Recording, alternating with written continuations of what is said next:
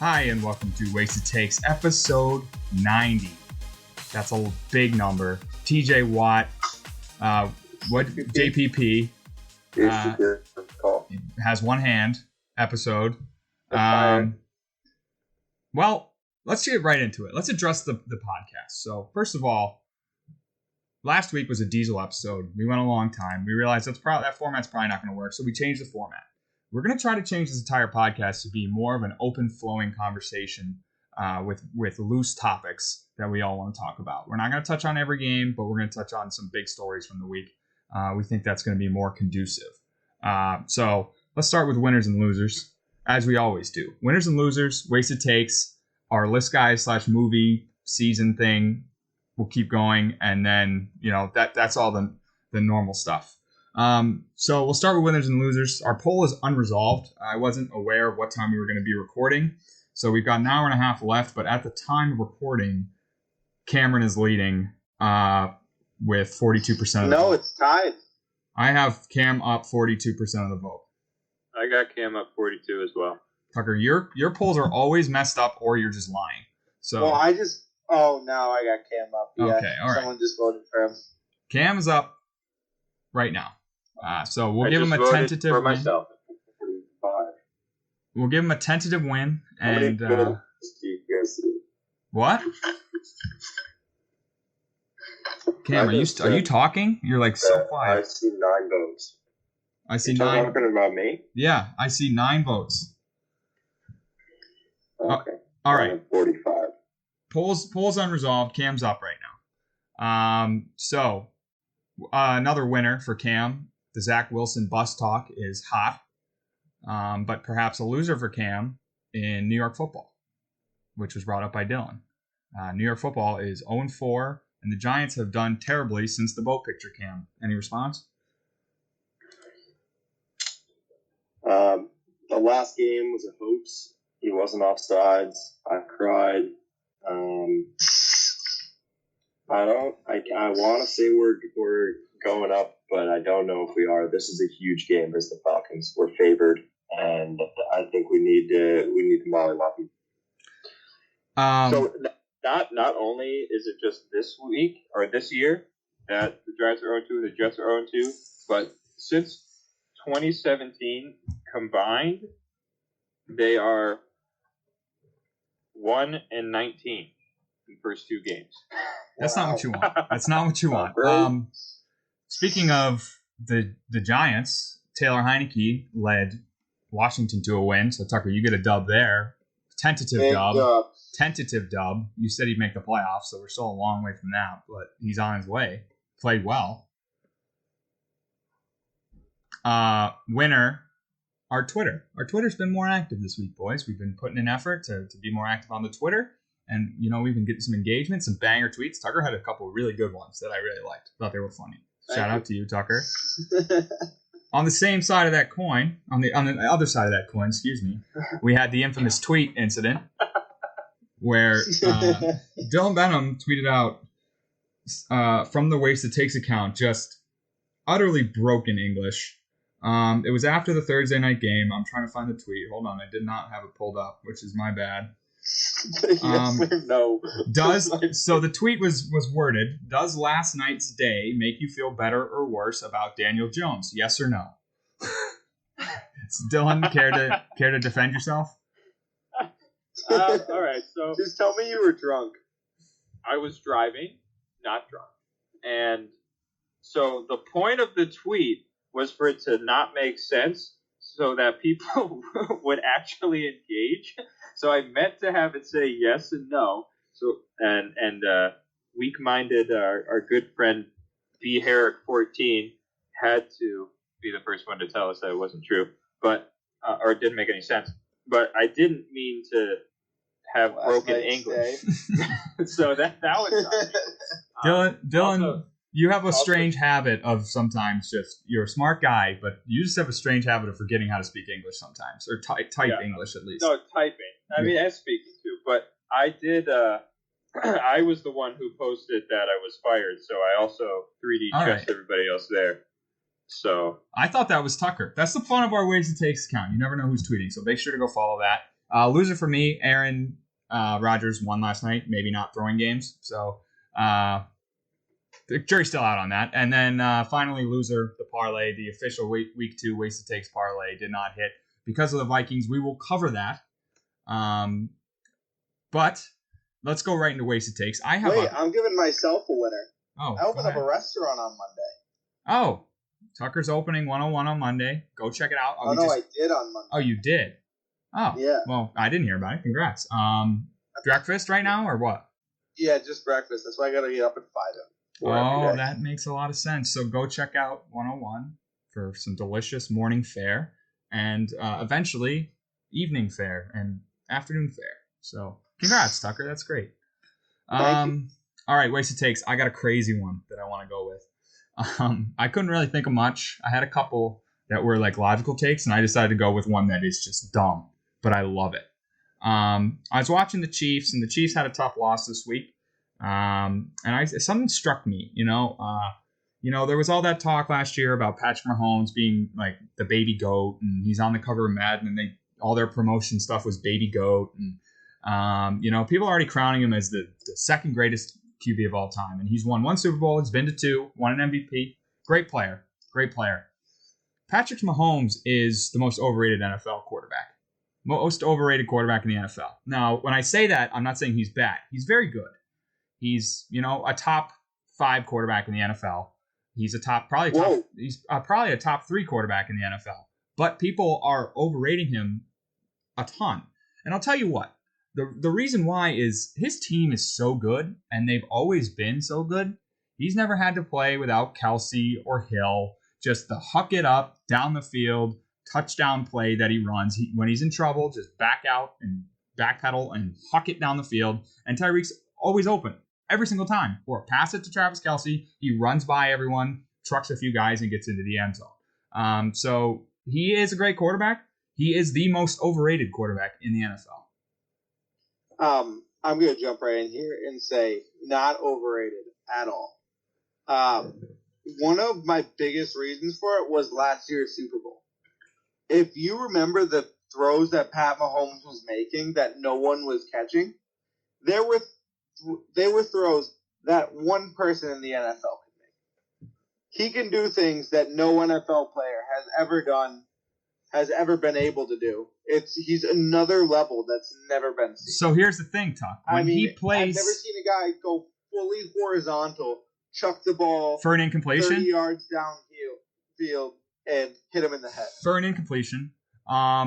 Here's the thing about Patrick Mahomes is when he plays teams that have good defenses and are well coached and cover up Tyreek Hill and Travis Kelsey, they lose. They lose games. It happened to the Patriots.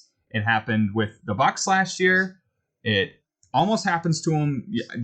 I guess teams just run out of stamina because they start losing every game against a good team and then come back because Tyreek Hill just eventually outruns a guy. But if teams can clamp down on them, he can't do anything. Put him on a team like a mediocre team. I bet he's not that good. Just saying. No, 100% disagree. Anybody else? Cam?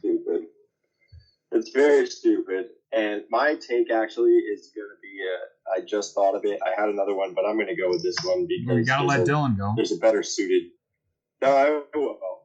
But I think this is just a terrible take. He's so good, and he puts it up with stats. You can say it's Tyreek Hill, but he still makes the throw, and it's Cam, I remember when Mac Jones was coming up and Devontae Smith was open every play, and I said he still has to make the throw, and you're like, that doesn't matter.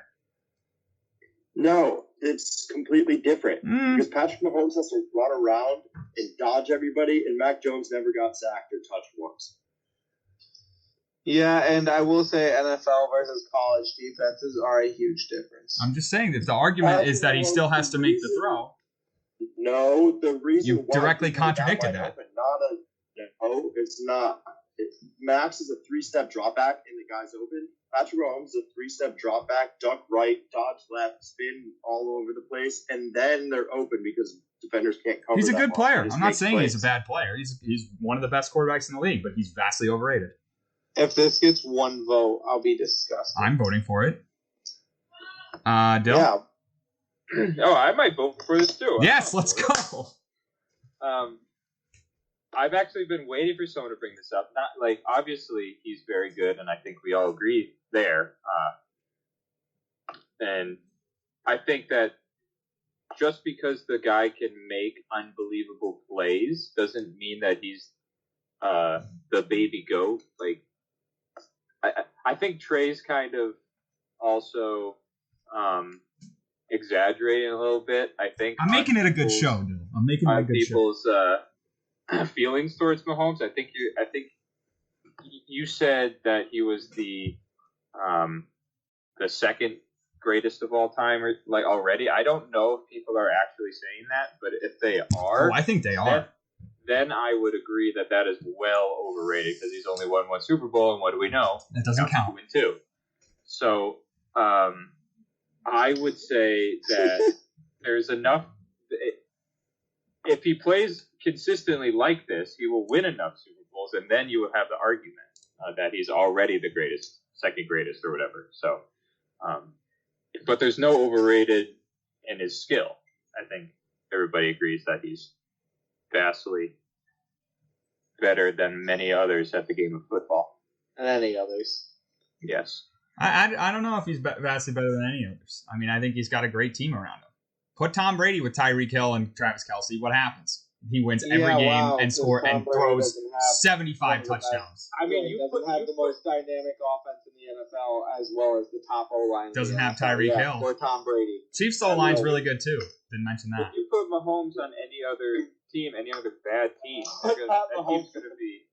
he's going to be immensely better than the team's going to be immensely better. I don't know about that. Jones. I don't know about that. I love Mac Jones. Just because he can run. For first round picks for. Well, obviously I do that too, Tucker. I said he's a top 3 quarterback. I'm just saying he's overrated. I agree. All right, Cam, go ahead with your take. You want to know who's overrated in this league? And I've said this for a while. I never bought in last year. Josh Allen. I don't like this guy. Let's go. I've seen the Josh Allen of 2019 where he's laddering the football against the Texans, didn't pull it out. I've seen the Josh Allen of last year where he relied on a stud defense, and Stephon Diggs and Cole Beasley had outstanding years. And this year, I'm just not seeing it. He has a 77 QB rating, 40-something, 44 passer rating, maybe the flip-flop. I don't know. I don't think this guy's good. I think he's a big buffoon, and the Dolphins just dolphined it up last week. They're not good either. The guy has he's 27th in passing right now, 3 touchdowns in the pick. He's not running the ball as well as he did last year. I think he was a one-hit wonder. The Bills, everybody's hyping up the Bills. I don't think the Bills are that good. Going into the season, I was just on the recency bias that the Bills were going to be good again just because they were good and they didn't really lose anybody. I don't think that anymore. I think Josh Allen is already declining. He already peaked. He's no longer a top 10 quarterback. He might not even be a top 15 quarterback. Maybe not a top 20 quarterback. I don't like this guy anymore. He's not having it. He already peaked. He's got 3 years left. Cam, I want to ask a question to you right away. Go AFC East prediction? AFC East prediction? Yeah. Bills. That makes no sense. But Cam, I 100% agree with you. I have been kind of low on Josh Allen going into this year. My hope was that he was still going to be good. That's my point of picking the Bills over the Pats to win the division. That was my hope at least for my prediction, not for my rooting interest, but for my prediction. And I think he has gone right back to 2019 Josh Allen. I think he, settled down last year. I think he did exactly what you said he did, relied on his defense. And, I still think there's that little piece of his brain that's loose, rattling around in his head, being like, I should throw this ball 500 yards down the field and I don't care who's there. Or I should pitch this ball behind me to some random guy. I agree. I think he's overrated. I think he hasn't done anything yet. I picked the Bills to go to the Super Bowl. Not feeling too good about that one right now.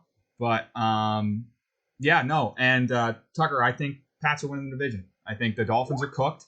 And I think the Bills are overrated. Go ahead, Tuck. Yeah, I'm not buying this one either. I think that he's overrated in the fact that people were kind of treating him as like a. I think he's still top 10. I do think he's still up there. I think he got way too much credit for last year. He had a great year, but you gotta string together a couple seasons. He was pretty bad his first year, so everyone just thought once he made the leap, he'll never go back down. Kind of a come back to earth moment right now. But I do still think he's a solid quarterback. He's got he's just so talented in terms of his arm ability, his ability to run, he's just stronger than everyone. So I think that he has all the potential in the world, and he will develop eventually, but I do think this year will be a huge setback year for him. Dill? I think Allen is definitely right where he needs to be. I think most people put him at a pretty good spot. So I don't think he's really overrated or underrated. I don't think he's a bum. I don't think he's great. I put him second tier behind the best of the best in that 5 to 15 range, whatever you want to call that range. I'll consider that second tier. So, like Tucker said, it's just the digress factor or the progress factor. You're at that stage in your career where you're past your rookie years. Now you need to show how much growth you can get in the next 3 to 4 years, and then really show the rest of the world how good you can become. Because everybody gives everybody a little bit of slack on the rookie few years, but then you need to become that greater, better player, turn into a real veteran. So that's the next hurdle that Allen needs to get over in order to be considered one of the top. I don't think he's there yet. And I don't think people put him there yet. All right. Dill, you got a wasted take for us? My wasted take is also a football take. The Patriots beat the Jets this week on the back of Mac Jones and just some terrible plays by Zach Wilson. We'll get into it later. The Patriots, I think, are now 11-0 in their past 11 games against the Jets. Yep, correct. Given the exact same rosters, the only switch, Zach Wilson is on the Patriots and Mac Jones is on the Jets, the Patriots still win the game. Hands down. That's the take. You put anybody against the Jets, against the Pats, doesn't matter who the quarterback is, switch quarterbacks, they still win. I agree with this. I mean, I think I want to talk more about this later. I have a topic that I want to get into about the handling of the rookie QBs, so I'm not going to talk too much on it. But I think that actually the way the Patriots won this game was from defense and coaching. I think they outplayed the Jets, obviously. I was a little disappointed in the offense. I think the offense doesn't look that great, to be honest with you. I think the run defense doesn't look that great, but obviously they bothered Zach, and he chucked it up to him 4 times. 2 of them were awful interceptions. And, I mean, it's just a coaching difference, I think, is what it comes down to. You've got Bill Belichick, who, feeds on rookie quarterbacks and rookie coaches, and he got both of them this week. And, the Jets looked like they did not know what was going on. I mean, if they didn't throw all those picks, they're right in that ballgame. And, they had some good plays. I thought they played decently on defense. And, but overall, I'm excited, obviously. First win of the year, first one from Mac, but I think they can do a lot more, the Patriots. Tucker, are you with us? Sorry, I have my mic off, but yeah, I think this game's all about coaching. I really do believe that regardless of who was on either team with these 2 rosters, the Patriots are going to come out on top. It just felt like that entire game was just out-coached. The defense felt a lot better on the Patriots this week. I mean, they looked good week 1, but this week was a whole other animal besides the run game. But, yeah, no, I actually agree with you on this take. Cameron. Yep, 4-4. I also agree. That's all. All right. Tucker, I think this kind of segues good into your wasted take. Yeah, no, I have a Zach Wilson take. Mac Wilson. Zach Wilson take. So I watched Zach Wilson. I felt legitimately bad for the guy, which is not a good sign because the last QB I felt this bad for, Mitch Trubisky. A lot of similarities. Number 2 overall picks. Bunch of better QBs taken after them. Uh-oh. I think the Jets are getting the number 1 pick this year. And I think with the number 1 pick, the Jets are going to take a QB. I think they're going to take the Josh Rosen approach. Just say, yep, bundled this one. All right, let's move on. I think this is a one-and-done year for Zach Wilson. I think he doesn't have it. And I think the Jets are kind of already aware of that, and they're going to move on when they get the number 1 pick. They're going to see Spencer Rattler up there. They're going to say, you know what? I'll take this guy. So there's 2 things I like about this take. One is that Zach Wilson is putting up very Josh Rosen-like stats. So I love that comparison. And 2... I made that comparison first. I don't remember that, Cam, so I'm giving the win to Tucker here. 2, it's a very Jets thing to do. Also, the Josh Rosen thing, it seems like he doesn't really care that much about football. He was after the game, he was like, I just got to get my swag back. I know I'm a huge, important piece of this team, and I have to do better. It's like, dude, maybe reel it in a little. You're a rookie QB. They made him a captain. He wasn't even captain on his college team. But honestly, I don't think they'll do this. I don't think he's a good fit with the city of New York, and a Mormon kid. Doesn't work. Doesn't work. He needs to get out of that city. They should trade him for like a 3rd-round pick this year and just move on.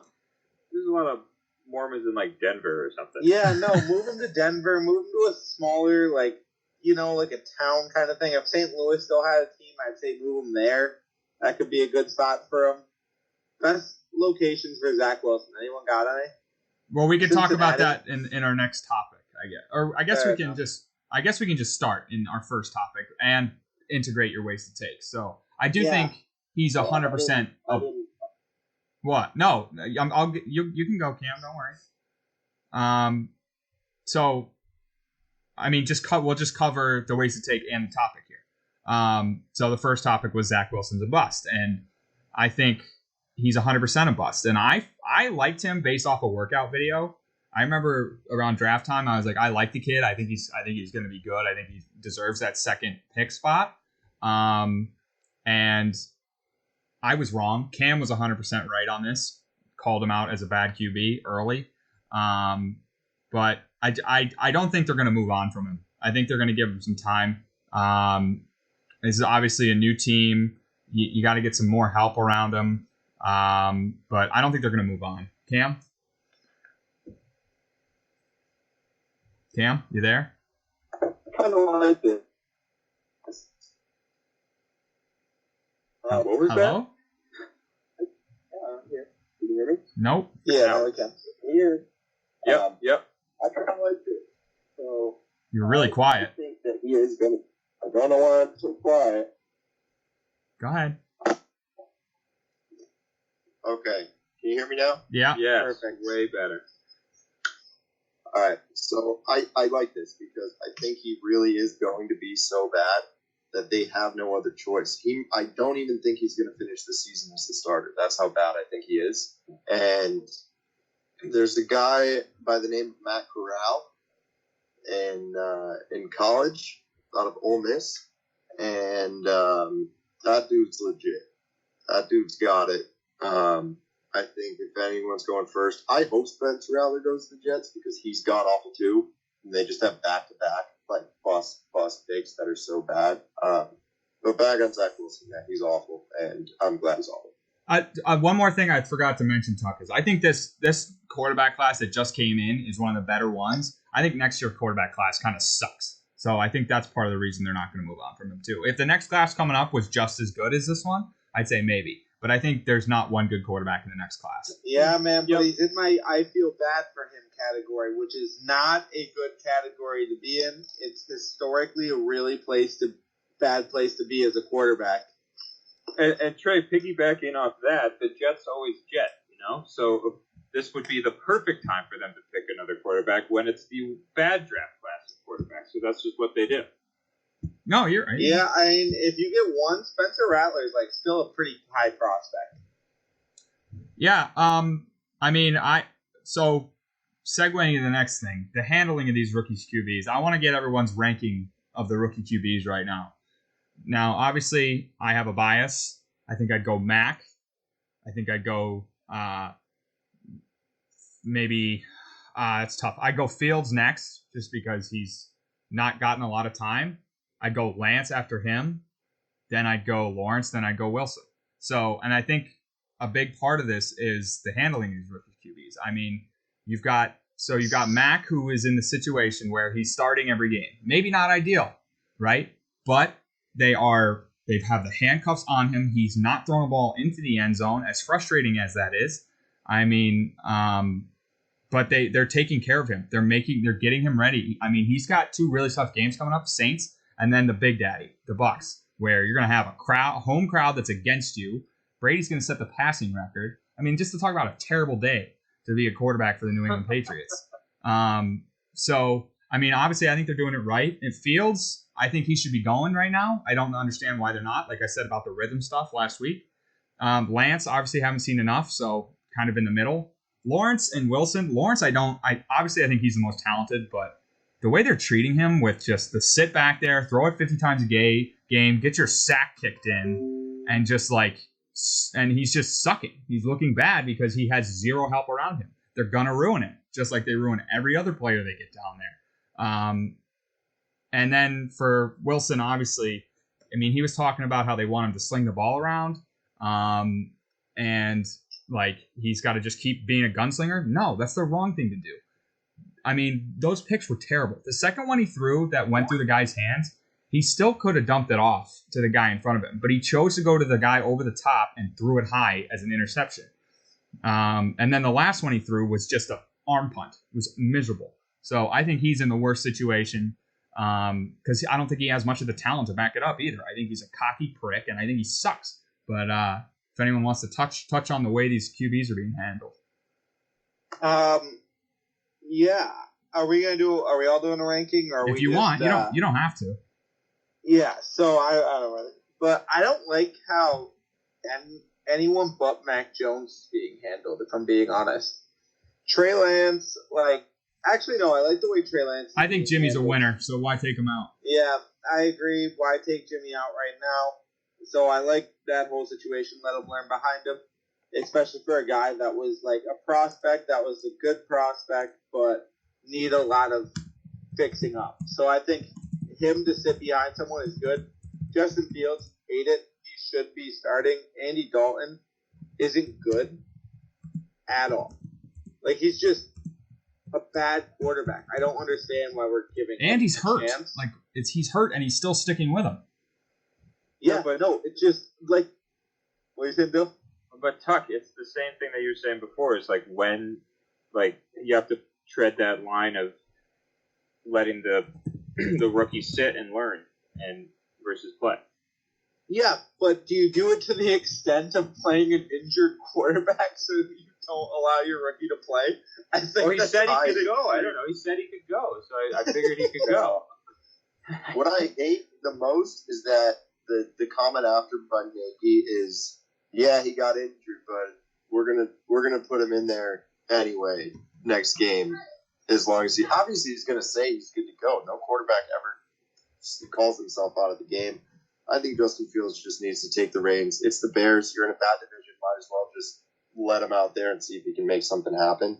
As far as Andy Dalton goes, he was one of the few this week, or one of the many this week to get injured. How many total injuries were there? A ton. So Tua. Carr got hurt at one point. Baker got hurt. They both came back into the game. Tyrod. Carson Wentz. Cam, you just missed the cutoff. You just missed it by about a couple quarters. The double ankle sprain is the most Carson Wentz injury of all time. Yeah, just the constant thing I've been talking about. Glass bones, sprains both his ankles. I mean, it seems like there's always that 1 week of the year where all the QBs get hurt, like every single one of them. I mean, and this was that week. I feel like a double ankle sprain is a way more athletic person injury. Like a double ankle sprain feels like some dude like jumping up for the ball, like has a 50-inch vertical, jumps too hard and sprains both of his ankles. I don't know how Jason Wentz could do this. No, it reminds me of the kid in grade school who's a doughboy that just gets absolutely destroyed, like flattened by somebody, and his shoes come flying off, and then he just happens to pop out both of his ankles because he's got weak ass legs. That's what this seems like. I mean, the way he plays football, he is a double ankle guy. He's a double ankle sprain guy. That's the way he plays. Like he got a shovel pass interception. Like he just runs around and gets hurt. That's his job.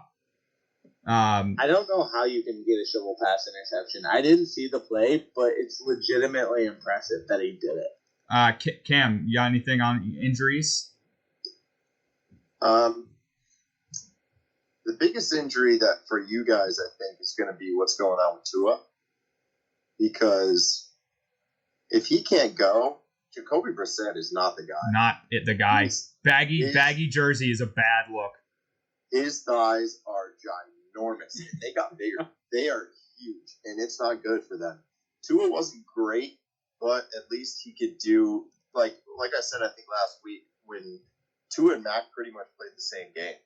They both played what they needed to do and kind of let the defense battle it out and see if they could score. And Jacoby's not doing that, so if Tua's out, I think that's a big win for you guys. Well, Dylan, you put this in the agenda, so if you want to touch on it, Tucker, you go first. Then Dylan's the one who put this in the agenda, so I want to get to him. Yeah, absolutely. I think Jacoby Brissett as a quarterback is an absolutely hilarious thing because for like the last 4 years, he's just been used as a guy when it's like, all right, QB sneaks and Hail Marys. He's got a strong arm, so we'll throw him in for that. And then we'll put him for QB sneak so we don't hurt our actual quarterback. And now he actually has to play quarterback for the first time in 5 years, and I feel like he's just confused by this whole situation. Like, he's just been planning. I feel like they just trained him on throwing the ball as far as possible and getting hit on 1 yard run. People forget Jacoby Brissett has the same record as Mac Jones as a Patriots quarterback. Just want to put that out there. Oh, wow. Better record than Cam Newton. Better win percentage. Exactly. Dill, you got anything on Tua? Yeah, so, I mean, we've kind of been high on the Dolphins a little bit. Maybe as a collective. I know Cam a lot more than the rest of us. But I think this goes back.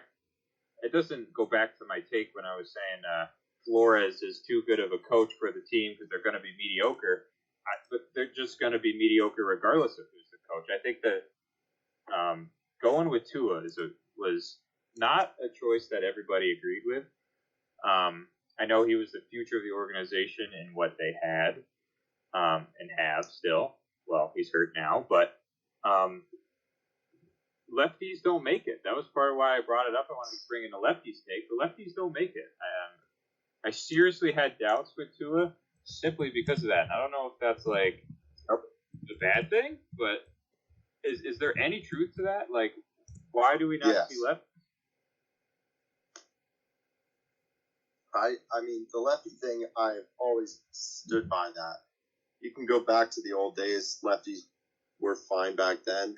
Ever since, like, Mark Brunell, the lefties just haven't had it. Vic was a lefty, but he had running game. Any other lefty, Tebow, terrible. Tua, hurt.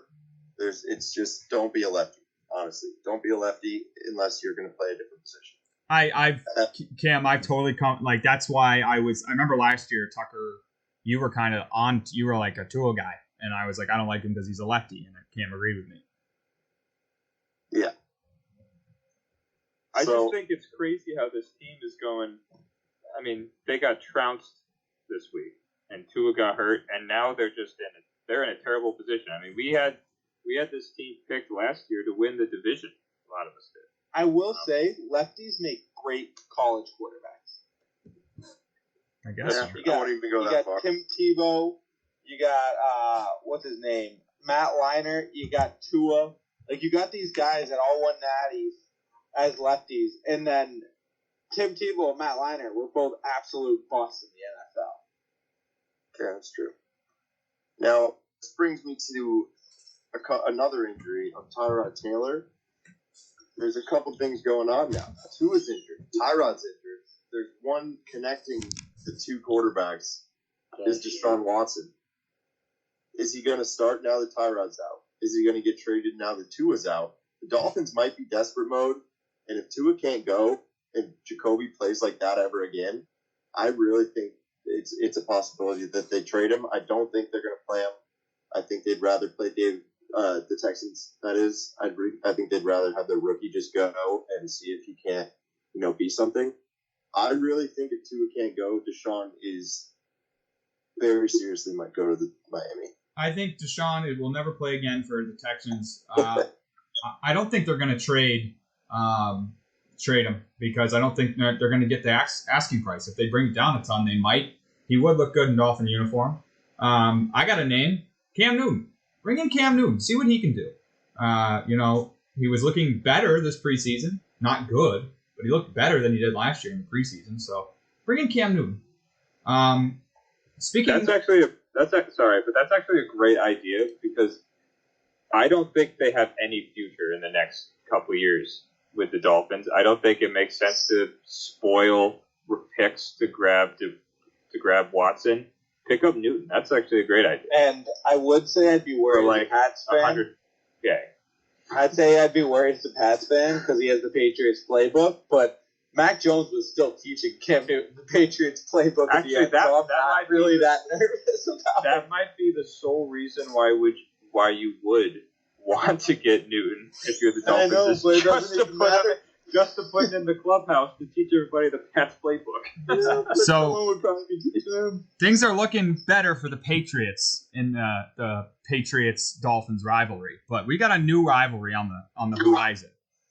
And it's the Vikings versus Wasted Takes. Now, this began all the way back in episode 1 when I said I hated the Vikings and that the Vikings, I hate Kirk Cousins. I think they're a loser franchise. Turns out they're one of the best franchises, the top 10 winning franchise. Never won a Super Bowl. But 7. But do you guys remember what we did? I called him a mousy little boy in that episode. Do you remember what we did after we first recorded? We went to the Heritage. We went to the Heritage and watched the Vikings lose.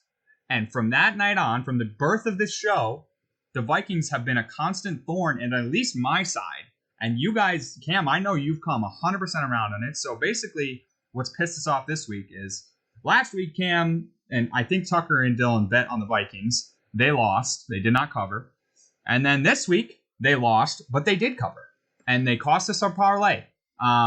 We would have lost it anyway with the Chiefs, but the Vikings killed it. Chiefs would have won if the Vikings had not covered.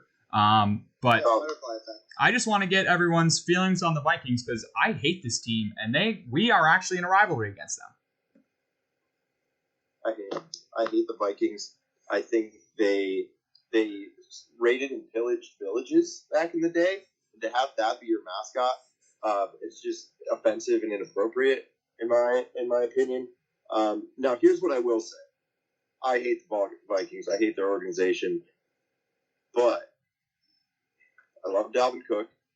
Went to my alma mater. Know him well. Personally have his phone number, best friends. Get him on the show. I don't love Kirk. I don't.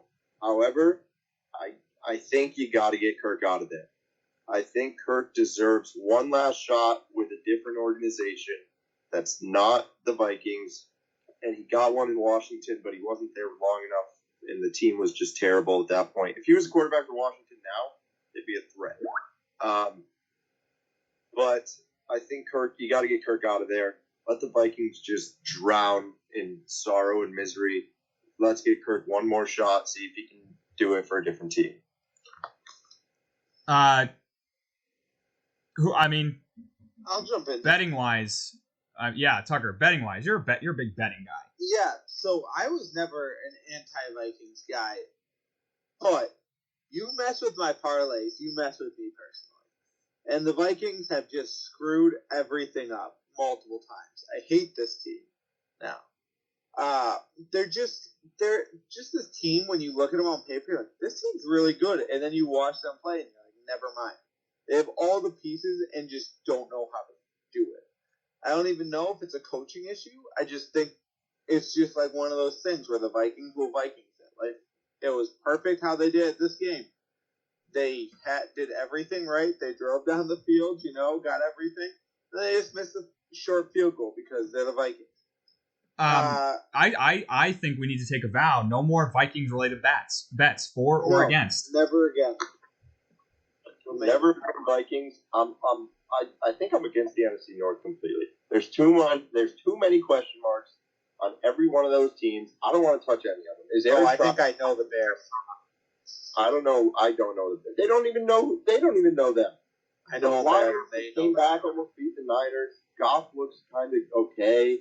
Quintez Cephas is cool. Maybe he'll come out and win a game for it. I don't like the NFC North at all. Don't miss me with any NFC North bets for the rest of the year. Dylan, you got any thoughts on the Vikings? I don't really want to bring them up. I don't want to say the name. I think it's bad juju.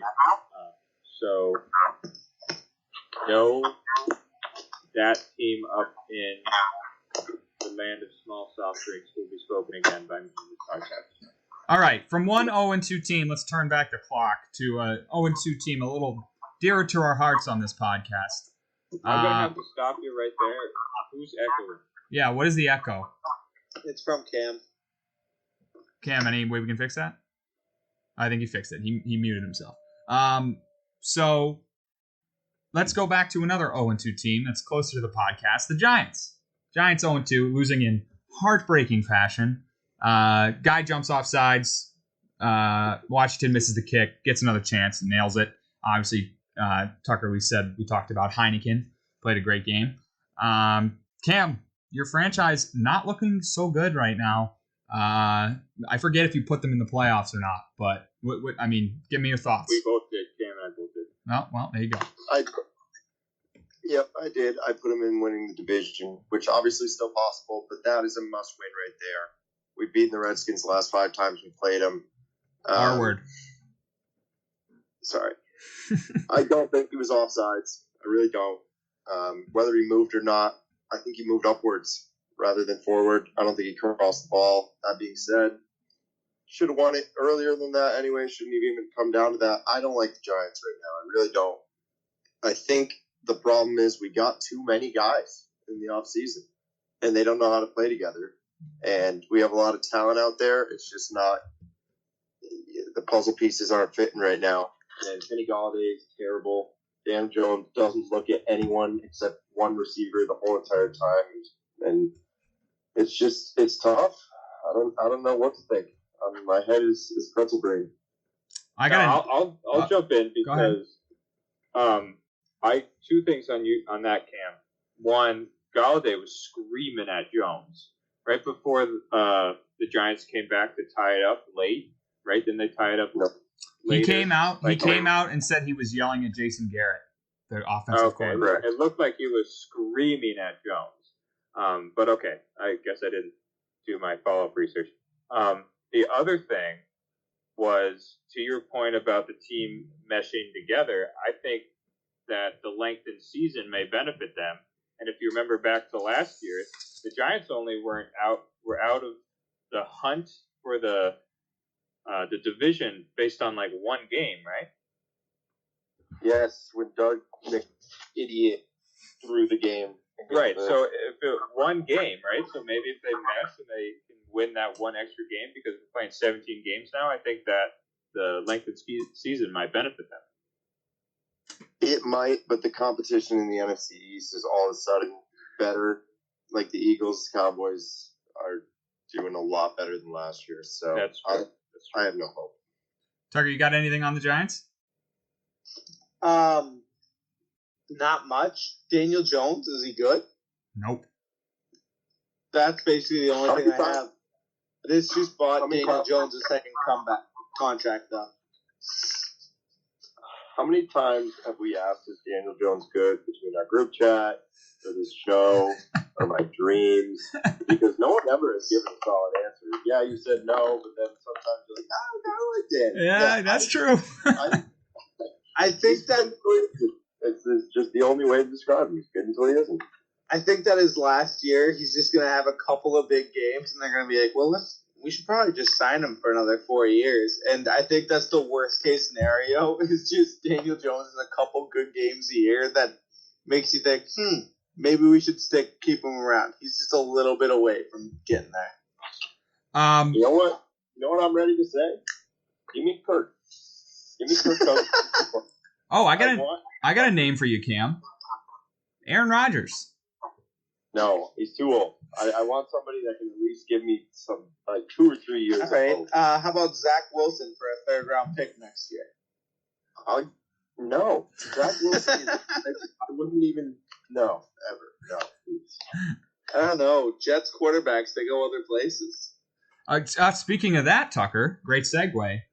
We got 3 teams right now that are 2-0. Some of them being some good teams, some of them maybe not so much, but they are 2-0. Are we ready to talk about the Broncos, Raiders, and Panthers being for real?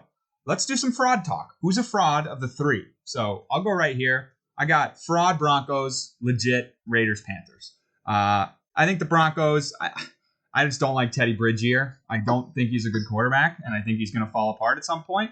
I don't have any reason not to like him. He's a solid quarterback. Like, he gets it done when he needs to, I guess. Last year kind of left a bad taste in my mouth. Derek Carr, though, he's obviously having a great year. And the Panthers, the Panthers are my second favorite team, so I'm always kind of rooting for them. But I think I always thought the talk about Sam Darnold being ruined by New York was a little overblown. But after that Wilson performance, I don't think so anymore. I think he's a decent quarterback, and I think the Panthers are good. Cam, you had brought this up in our chat. Who you got being good? So I don't have anyone being a fraud yet. I'm not on the Broncos bandwagon yet because they played the Giants and the Jaguars. I know them too, not good. That being said, Bridgewater is not making any mistakes. He's not turning the ball over, line protecting him well. Panthers, I'm not sold on yet either. Darnold is just too ugly to be hopping on his train at this early in the season. Gross looking man, hate him. That being said, I am all in on the silver and black. I love Derek Carr. He's ugly also, but in a different way. And I think he's going to pass for 6,000 yards this year. And I just love this guy. He's finally playing a season. Knock on wood, he does not get injured, because if he gets a full season with a team that he's finally meshing with, he could be really dangerous. They're incorporating Marcus Mariota well, and I'm all in on the Raiders. This is an 11-win team, and I hope they make the playoffs and make a run. All right, fraud talk. So far, we only have Broncos listed as a fraud of the week. Tuck? I got no frauds on this list, but I will say I have the Broncos and the Panthers on not there yet. They're teams that are getting there. They're good. They got pieces. They're going to be good in the future. I think they both have good futures ahead of them. They're not there yet. They're teams that I think maybe one of them makes the playoffs, but they'll be, first-round exits. I'm not going to say they're great teams. I think the Raiders are 100% legit, though. I think Derek Carr is elite. Darren Waller may be the best tight end in the league. Henry Ruggs, so fast. That offense is actually good. And then I think the defense is making a big step. I think this is John Gruden's re-coming out party. I agree with that. I think John Gruden's a huge part of this. Dill, you got any fraud talk? I think the Raiders are an anomaly to me. Or an enigma. I don't really know what to think of them. I can't tell if they are good or bad yet. As for the Broncos, Teddy Bridgewater, don't forget, when he was on the Saints, he played 5 games. He went 5-0. Episode 2, who do you want as your backup QB? Teddy Bridge, baby. So I think that you put him on a good roster with the Broncos are good enough that he's gonna be okay. I think we can't play too much into the 2-0 yet because of the teams that they faced. But moving on to the Panthers, I think it's the exact opposite. I think people are getting too hype over Sam Darnold right now, just after these 2 games. I think you got to look at his track record. I know that he's on the Jets, and the Jets are going to have everybody terrible. Maybe Wilson's great because he's just on the Jets. More credence to that if the Panthers end up being really good. I'm not ready to call them frauds, but I would lean on Panthers being frauds. We'll see in a couple weeks. I mean, if you're not ready to call them frauds, then fraud of the week officially Broncos. So mark that down. Only one team has been called a fraud. It's the Broncos. What did you say your opinion on the Raiders was, Trey? I think they're good. They're good. Carr could win MVP. 100%. Could do it. Tucker, you had brought this up. What's your argument for Carr winning MVP other than the fact he's like leading the league in passing? Well, he's leading the league in everything. And I don't see them slowing up. They're in a shootout kind of division. They got the are they though? Because they have the best team, top two team. Chargers shoot it out sometimes, and then who's the last team that I'm missing? The Broncos. Broncos, which are not a shootout team, but yeah, I think Derek Carr is kind of a stud. I mean, he shredded the Steelers, who are supposed to be this great defensive team. I think I think he's come into his own. I think he's working really well with Waller, who's right now the best tight end in the league, as I've already said. And if Henry Ruggs gets good at football with how fast he runs, it's going to be Tyreek Hill. He's got Tyreek Hill speed. He's got the speed that Tyreek Hill has. If he just gets a little bit more ability, he's Tyreek Hill. And if you put Darren Waller and Tyreek Hill on the same team, Darren Waller and Henry Ruggs on that team, feels a lot like Tyreek Hill and Travis Kelce. Turns out Henry Ruggs maybe not too fast. Maybe that was a misfire by me there. Yeah, I forgot about that. He's too fast to be good. Cam, who you got as your MVP 2 weeks in? I have to go with Russ. I need him to win one. I need him to win one. That being said, I think the icing on the cake for all the Pats fans is Brady wins it. I have Brady as MVP. I have him as MVP and Super Bowl, something he's never done in his career. I had made that take. Yeah, I think it's probably right now Carr, Brady, Wilson, I would say. Not in that order, just those are the top three candidates, and then Mahomes is always in there too. I like Wilson for it. I have to. He's on my fantasy team, all three of them, and he's never won one, and he's always comes out hot like this and doesn't end up winning, but hopefully Russ does. Dill, you got an MVP right now? I think it's too early. I don't really know how it goes, I guess, in the NFL, but I feel like most of the time the MVP talks, it's got to be somebody that goes deep into the postseason. I don't see it being anybody that's not going to the postseason. I don't know. It's hard to tell right now. So I'm not even going to put any sort of dog in the ring to be like Michael Vick, you know what I mean? Obviously it's way too early. We're going way too early predictions here. What's wrong, Cam? What's funny? He's just been going on about Aaron Rodgers MVP, and then he's just like, no. Is Aaron Rodgers going to win the MVP or not? Well, Answer the question, Dylan. That's a wasted take.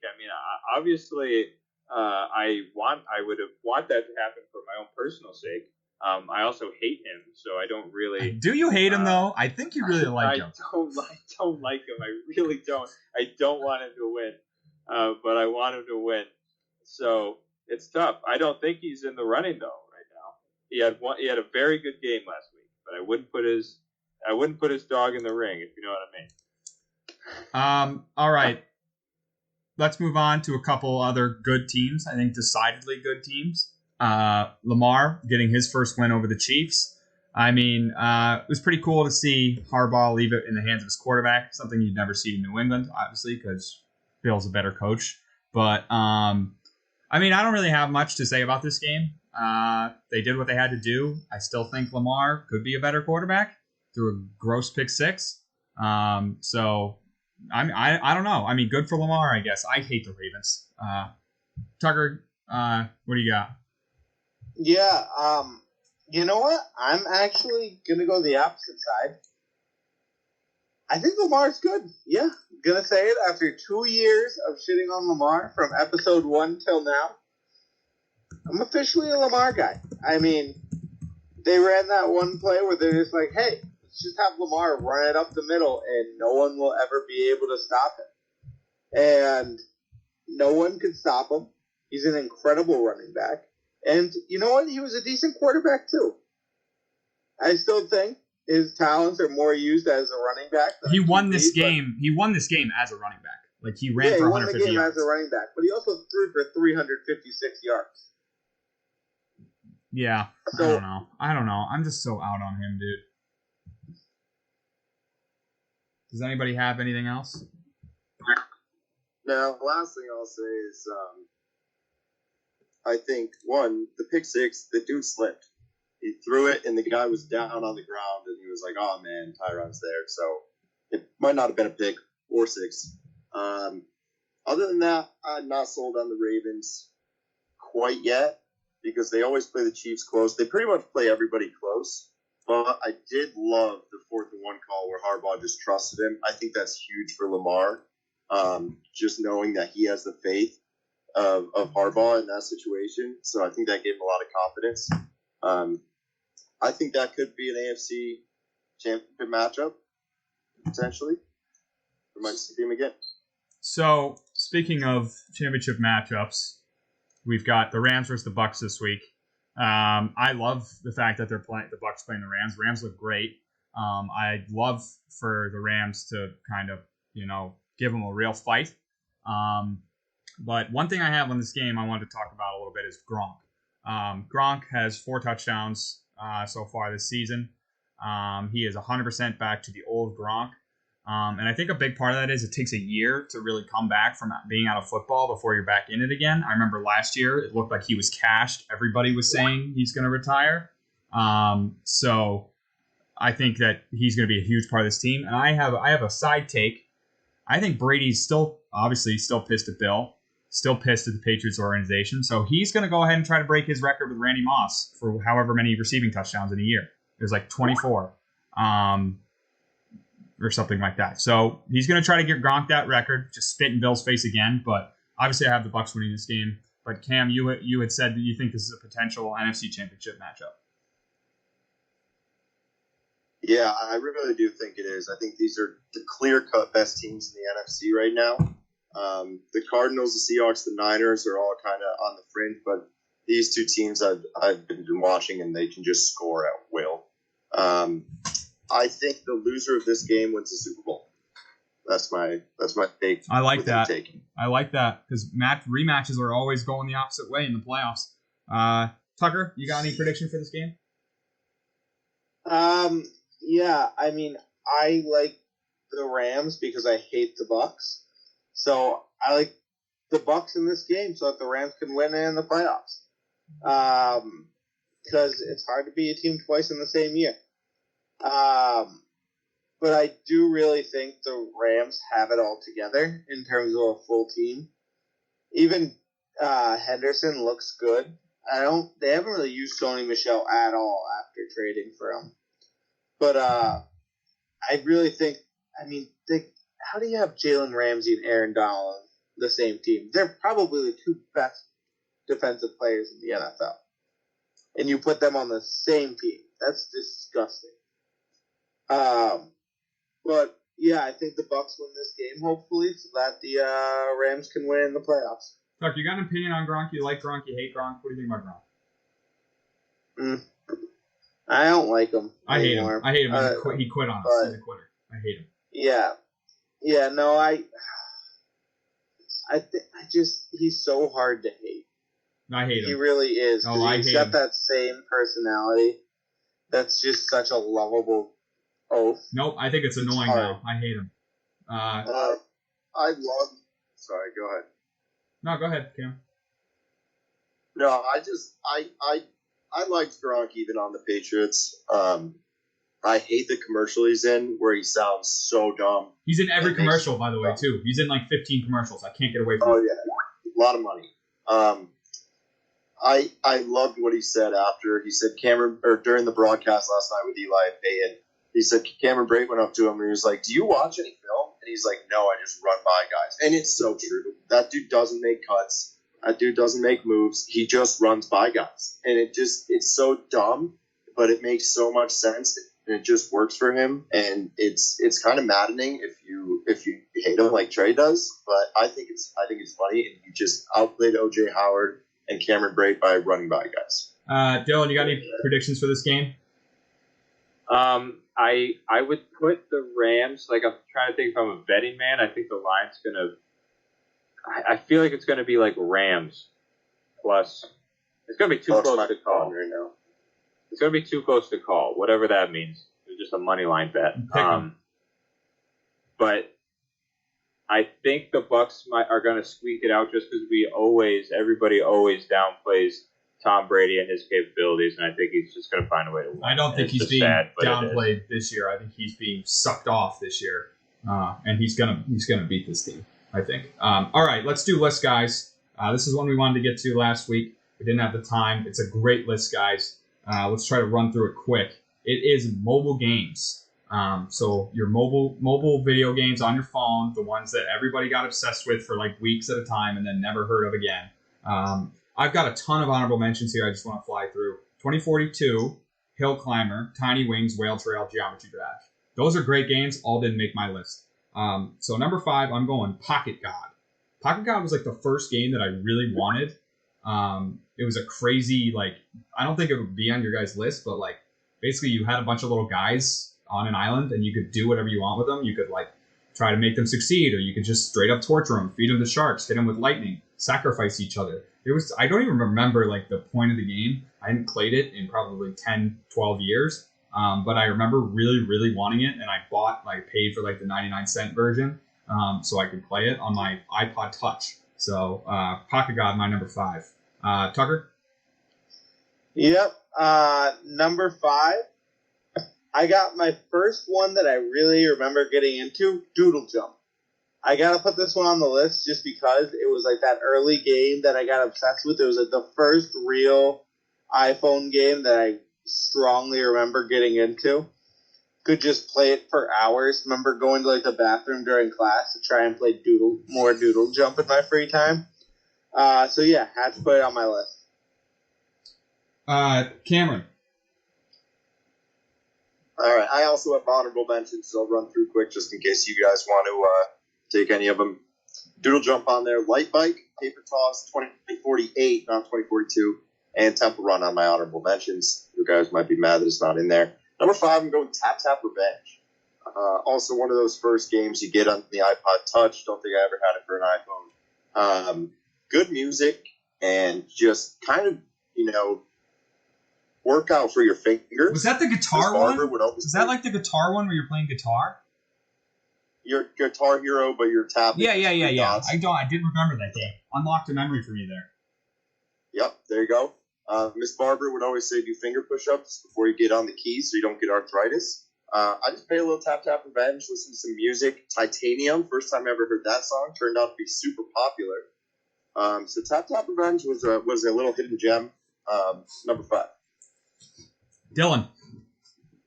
I'm going to go honorable mentions for me. I'm going to go Geometry Dash, Angry Birds, Whale Trail, Cube Runner, Dots, and Temple Run. So those are my honorable mentions. Number 5, I'm going Tiny Wings. Trey, did you say Tiny Honorable Wings? mention. Honorable mention for me. Yeah, number 5 for me. I remember sitting with my iPhone Touch, 9th grade or 10th grade. My iPod Touch, Linnea, not iPhone Touch, sorry. And playing Flappy Bird. It was cracked screen. Not Flappy Bird, Tiny Wings. I'm all over the place. It's both late. bird games. And I would sit there and just try to get that stupid bird to go down into the little valley so it goes flying back up off the screen. It's electric. Love that game, Tiny Wings. 4, I got Doodle Jump, Tucker following after you. A game I was super into in middle school. My dad got really, really into it with me. We would try to outdo each other on his iPhone for top scores. I think it was before I even had an iPod Touch. So like 6th grade, I'm talking 6th, 7th grade. I used to play that game a ton. I remember I liked the space level the best because it had this rocket power-up that would get you super far that none of the other levels had. So I'm going Doodle Jump number 4. One of my first favorite, definitely my favorite game at the time. One of my first favorite games. Tuck? Number 4, I got Temple Run on my list. Might be on your guys' list a little bit higher, but Temple Run was another one of those games. Just middle school nostalgia. Got super into it. Remember playing it for hours. Everyone was. I was the first really competitive one where I remember everyone trying to beat each other's high scores. Would be high on my list, but everyone beat me in it because I just didn't have the attention span to keep going. I'd always die because I just lose interest. Cam? Number 4, I'm going Flappy Bird. Now, this game is probably on some of your lists here. This game took over. This took over everyone's lives. This game was brainwashing people. And all you do were tapping a little bird through pipes. The graphics were not great. So easy to make. Probably was so cheap to make. Made it free. The guy started getting death threats, apparently, that he should kill himself because they couldn't be good at the game or something. And he ended up taking it off the App Store. I love that game. Dylan, I know you were a ginormous Flappy Bird guy. I would go to the bathroom, like Tucker said. Every single class, I would go to the bathroom and play it for 5 minutes, come back, say, oh, sorry, I was taking a dump. Nope, was playing Flappy Bird the whole time. And I would get so mad when I hit those pipes. I would throw my phone. Flappy Bird, number 4. But the reason that's not higher is because it wasn't around for a long time, but while it was it. Dill, 4? Number 4 for me, I'm going Golf Clash. Golf Clash is a game you play against your friends. Try to outbest each other in the great game of golf. I'm not good at golf, but I'm damn well good at golf video games. So nothing better than beating up some of your buddies in between periods in Golf Clash. Okay, my number 3, following Tucker again, I'm going Temple Run. Temple Run was a game I got highly competitive with, shout out Ben Harrigan. We would always try to outdo each other. I remember getting the power-ups. They had the different colored coins, and then you had coin magnets and stuff. Actually, making this list last week, I did re-download Temple Run. I've been playing it a little bit. It's not hitting as good as it used to. I think they made some changes to it that I don't love, but just a fun game. I feel like the first of a long line of runner games. You think of Subway Surf and other games like that. There was a ton of mobile games where you're running and trying to dodge stuff. This was the big one. I remember Temple Run 2. Shout out that game. That game was good too. Didn't make my honorable mentions list, but just because it was obviously a sequel. But I remember I scored. I think I might have a picture somewhere. I don't remember what the score was. It was huge, multi-million score. I played one round for I think 45 minutes. So Temple Run, one of the better games I was at, games I was better at on my list. Tuck? Number 3, I got Flappy Bird. Flappy Bird, already said by Cam, but just one of those games that was so addictive and looked so easy, but was so difficult. And the worst part about it, though, was that I would almost break my phone every time I lost at that game. That game, nothing has made me rage harder than Flappy Bird in my life. It was one of those games where it was just brutal to lose on. And every loss felt terrible. Other games, I was fine. I don't think of myself as an angry person. If I lost in Flappy Birds, I would want to chuck my phone into a wall. Cameron? Number 3, I got Among Us. Relatively new one. Sussy. The reason why I did this one is it's a game that you can play with your friends live. It's a headset type game, a very gamer. You can play it on your computer. I'm a mobile guy myself. Don't play it much anymore ever since they got rid of the chat bar. But when I was working, and hopefully this never gets out, I would take Among Us breaks. We literally put this online every week for people to hear. I would take Among Us breaks, and my friends would have a group chat, and anyone down for a quick one, and we would just hop in during work and just take 20 minutes or whatever, run a few games, And pick a guy to vote out immediately every time. Oh yeah, and if you're just with one other person, like next to you, and you're at 3 a.m. just playing Among Us, and you're just like, let's just team up on this dude, and they get mad. Yeah, a lot of fun. I like killing people in video games fashion, so that's always fun. Didn't make my list because it's more of a computer game for me. But Dill. Number 3 for me, I'm going Subway Surfers. Cam brought it up. Gave it a yucky face. Subway Surfers was a great game. I would. There was a few games where for some reason I just had stamina. This was one of them. Went for way too long, like over 1 million scores and whatnot. It was crazy. Used to sit in Kyle Zinchuk's 10th grade bio class and just rip Subway Surfers for 30 minutes at a time. It was great. All right, my number 2 is going to be the worldwide phenomenon known as Pokemon Go. Pokemon Go, you said that Flappy Bird was a game that took over. Pokemon Go was nuts. That summer, I think it was 2016, right? Great summer. Best summer ever. And everyone was playing Pokemon Go. I had a job where I was outside working in a baseball field, had Pokemon everywhere. We were all comparing what we caught. I've actually gotten back into Pokemon in the past 2 years. I put out a tweet last summer, said that, summer 2019, declaring it officially back.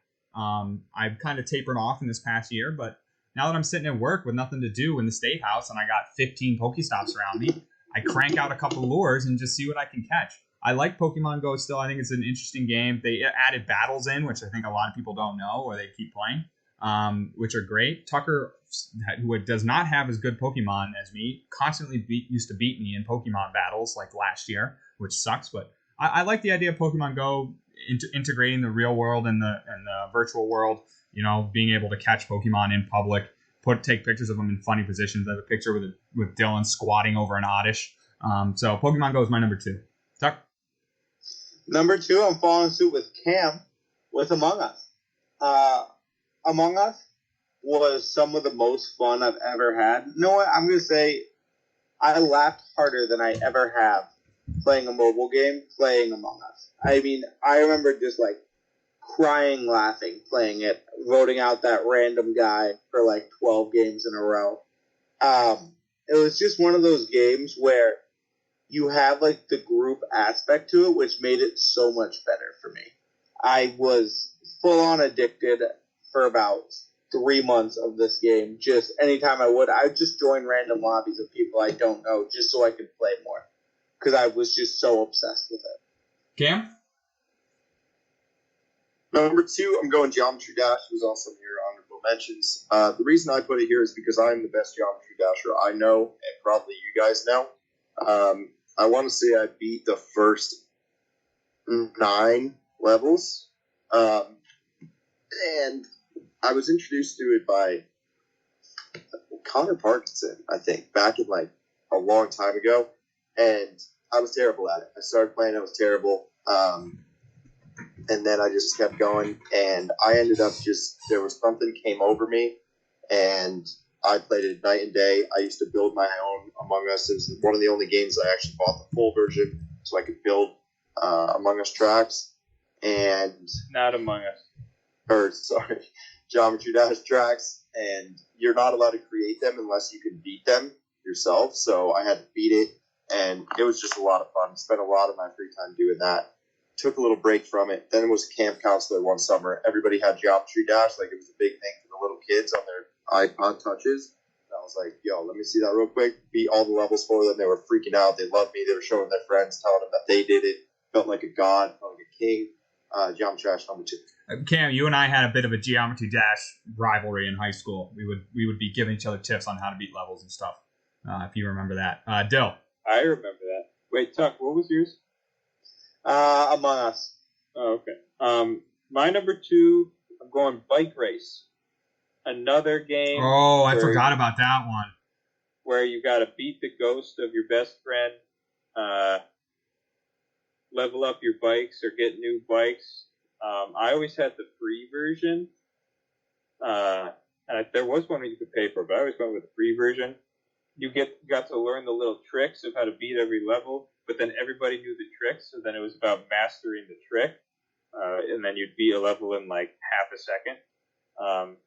I was never great at it, but I was all right. But just so many games played, just way too many games played. I remember everyone hacking their phone and getting the ghost bike. There was a known hack to get the ghost bike, and everybody did it. And playing against our friends, everybody had the ghost bike. But if you played public matches, nobody had the ghost bike, so you just destroyed them. I remember Tucker in California like 3 years ago. We downloaded Bike Race and we're playing it in line against each other. But okay, I wanted to go one more honorable mention. I forgot. Techno Kitten Adventure.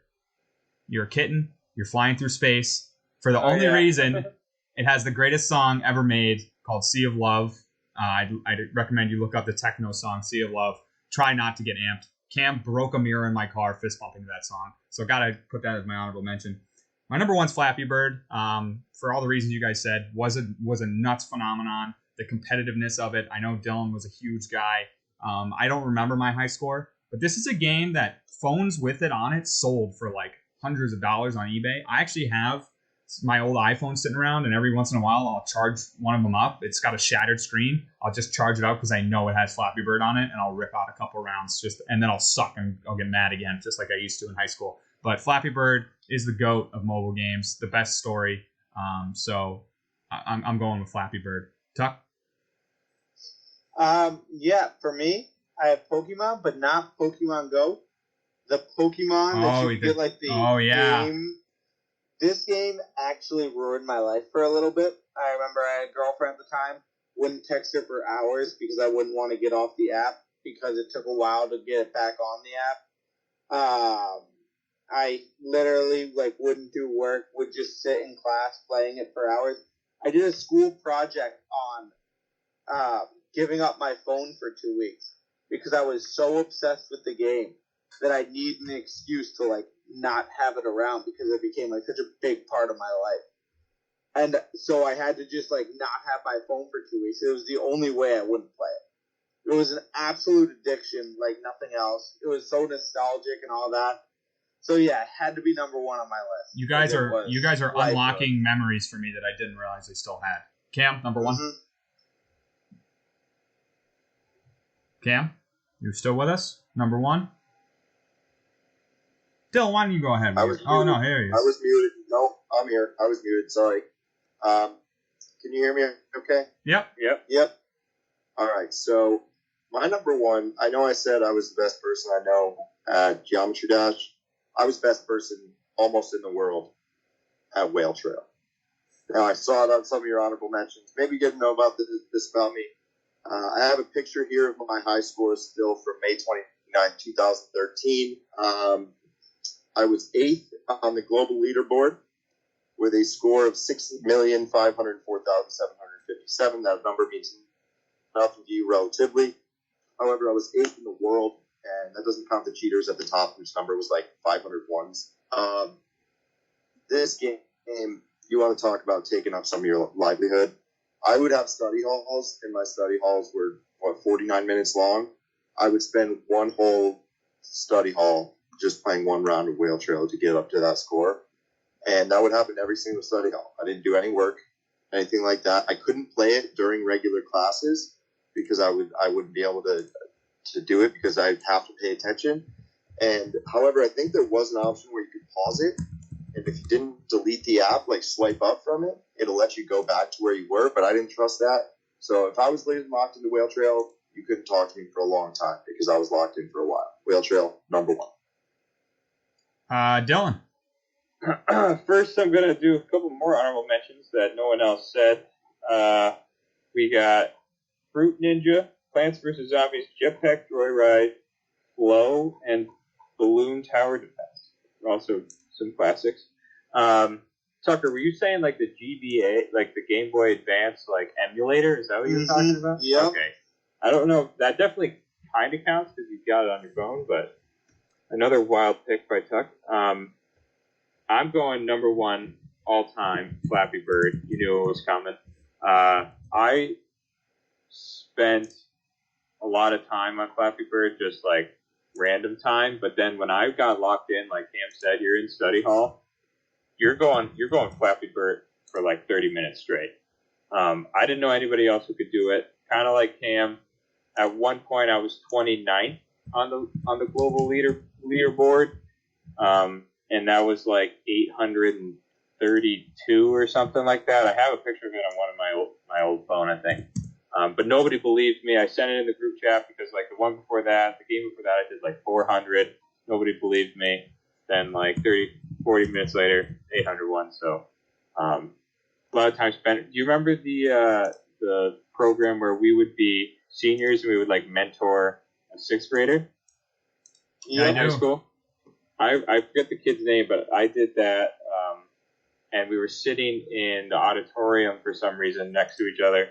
And he gave me his phone, and I just went up to like 500 and something, and he was like in awe, and everybody was freaking out. He was giving it to his friends, kind of like what Cam said with Geometry Dash. It was a great feeling. All right, Love that game. That does it for List Guys. A great one. Like I said, unlocked a lot of memories. So one last thing before we go. We've decided that we're going to start posting on Instagram the loser of the week punishment. So we've decided that if you get the least votes on the wasted take of the week poll, and if you're tied, we'll do a coin flip as always. But if you get the least votes, you will be being punished, and we'll have it posted to Instagram and maybe Twitter. But as of right now, Tucker, you are in last place. I think we should start with an easy one. Just you have to do the cinnamon challenge if you lose. Does everyone agree with that? Wow, that's an aggressive, easy one. I love it. It's an easy one. It's a layup to get it started. We can't do anything too crazy because we all have jobs and we can't be putting us, running around naked on Instagram. So we'll do cinnamon challenge. So Tucker, you're on alert. Haven't lost yet. Whoa, I'm not in last. Dylan's in last. Oh, Yeah, I was about to say, how am I not? Oh yeah, wait, no, you're Aaron Rodgers MVP. Never mind, Dylan, you are in last. So might need to run to the cinnamon store, grab a bit of cinnamon. But that's Wasted Takes, episode 90. 10 more to 100, boys. That's nuts. Check us out on Twitter. We're tweeting a lot more often. Check us out on Instagram. We're going to be posting some funny content. And thanks for getting wasted with us. We'll see you next week. Bye. See ya.